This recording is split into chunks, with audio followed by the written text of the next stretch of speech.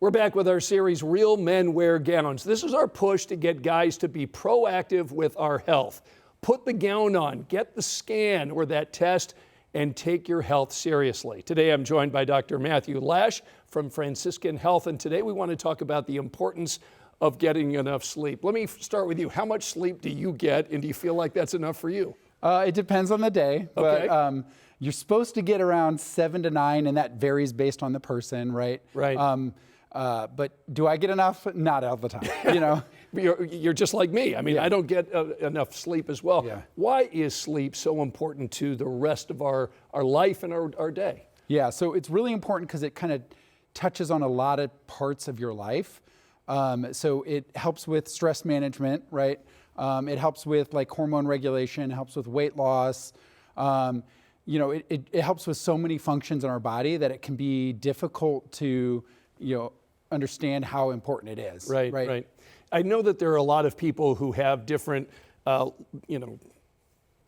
have different ideas about how to get a good night's sleep. Mm-hmm. Some might use alcohol, some might use the television, mm-hmm. or perhaps a podcast to try to fall asleep.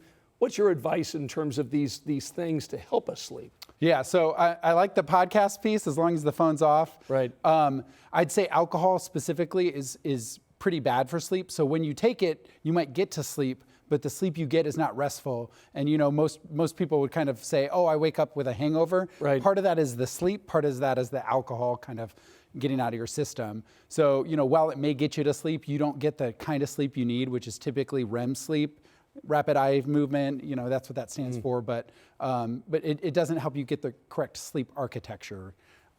Okay. And then TV, kind of like when I mentioned, turn that screen down, those blue lights actually keep you up. So you're actually kind of combating what you're trying to do. Why podcasts might be a good thing is, if it's something boring, like a chemistry podcast, I'm a chem major, but, so I find it interesting, but, or like, something about the sea peoples or ancient aliens or, something that somebody finds, something about space or right. some esoteric topic, Pride and Prejudice, any one of those like audiobooks or something, as long as that screen's down, if it helps you disengage, kind of relax from your life, that can be beneficial. Okay, right? That's good to know. So we talk about all the hormones that sleep impacts, and that includes testosterone. So how does that impact?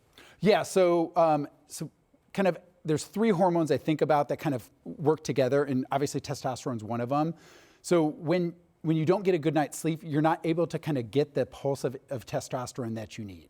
So, and kind of how that works is it plays off of some of the other hormones, which is like cortisol. So as your cortisol, which is your stress hormone, kind of goes way up, then you're not able to kind of get that testosterone that you need as a dude, right? And most dudes, want high testosterone to get the bulk and get the gains that they want.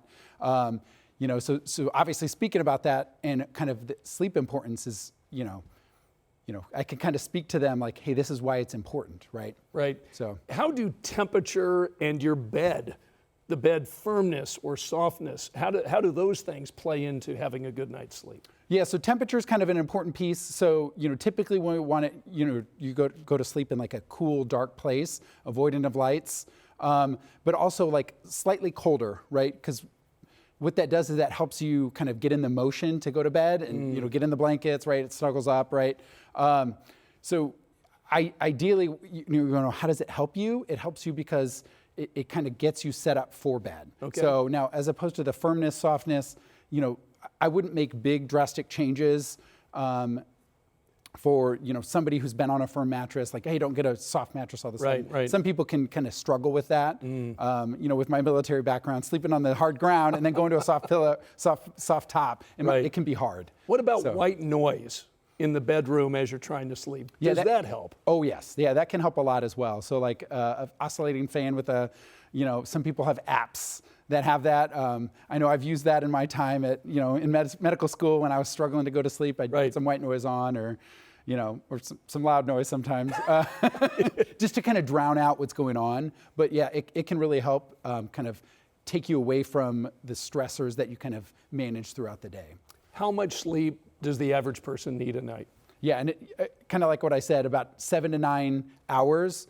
And that's of good quality sleep. And what that does is that allows you to kind of get through each one of those those REM cycles that you need, because when you first start sleeping, you don't get much of that rapid eye movement sleep. And as you kind of sleep longer, those cycles get longer and longer until you wake up. And then as you age, those cycles get less and less, so that sleep gets more and more important. Right. Yeah. And some guys, I think, wear it as a badge of pride when they get only a few hours of sleep and then they're back up and they're working or working out. Why is that not a good idea? Yeah, so that can be, again, like I mentioned, going back to that testosterone, if you're working out, right, it's not going to be helpful, right? You're kind of counterproductive. Additionally, like obviously dealing with stress and other things, it makes it harder when you're interacting with your family or you're interacting with peers or stressful things at work, because you're not able to kind of turn off that cortisol, that's our stress hormone, at night. All right. And really with, that badge of honor, like, special forces people, like they do that for short periods of time when they absolutely need to, but they know the importance of sleep in order to become productive and be, excellent at what they do, right? So, even those people need their sleep. Okay. So you've talked in previous segments about sleep hygiene is important. What is sleep hygiene? Yep, so sleep hygiene is kind of everything up to sleep. So that is what you do before, what you do, like what you eat before, the activities you do. There are certain things you shouldn't do and things you can do before sleep. Specifically like eating really close to sleep, watching TV or video games or doing something really intense. Having people come in and saying, "Oh, I play video games and I can't go to sleep right away." Well, yeah, what were you playing? Call of Duty? Are you trying to outwit people, right? Right. It's not. You're trying to make that rapid switch. It's not going to. You're working against yourself. Okay. For guys that want to take a nap during the day, is that something that you'd recommend? Most dudes, no. Yeah, I'd say for most individuals. So what that does is it kind of you kind of want to get tired throughout the day, and taking a nap makes it really hard for you to get sleep at the time you want, because we want a large chunk of sleep all at once. Right. 7 to 9 hours, right?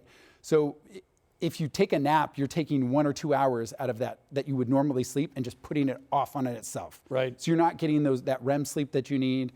Do power naps help in some instances? They can. Right. But again, it's very niche. It's very specific. If you're switching days and nights, right, naps might be important to kind of help with that transition. Sure. But I'd say naps for the most part are not helpful. All right. What about the guys that are watching that have trouble sleeping? What do you recommend? Yeah. So I recommend. So first off, try those sleep hygiene things. Second, come see a doctor, right? Most doctors are very versed in kind of talking to you about sleep and kind of going through those specific problems that might be present. And, based on, what I've seen with a lot of my patients, a lot of people are suffering through like sleep apnea or other sleep disorders that are undiagnosed. So getting those diagnosed can really help, because if you, need a CPAP machine or you need a certain medication to kind of help you sleep, those things can be very helpful. Right. Especially if, narcolepsy or other weird disorders that can happen. Right. So I'm 62. A lot of my friends who are in their 60s and guys that are a little older than that complain about their sleep. Is there anything that they can do to help get a better night's sleep? Yeah, so again, sleep hygiene, right? It's so imperative. A lot of people are eating right before sleep or watching TV. Some people smoke right before they sleep. Again, none of those things are, conducive. I doubt the 60-some-year-old guys are exercising intensely, but again, all those things can really impact sleep so much. Yeah. The other thing is getting tired throughout the day. As you age, you tend to be less active. So adding an exercise regimen throughout the day can really help kind of ensure that you're tired enough for sleep. All right. And then obviously seeing a doctor if all those sleep hygiene things aren't working.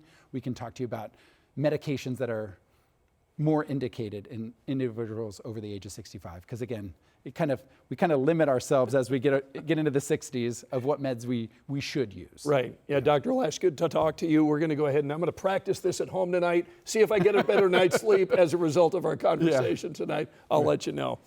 Dr. Lash is part of our extended conversation. You can see that online on WTHR.com/realmenweargowns.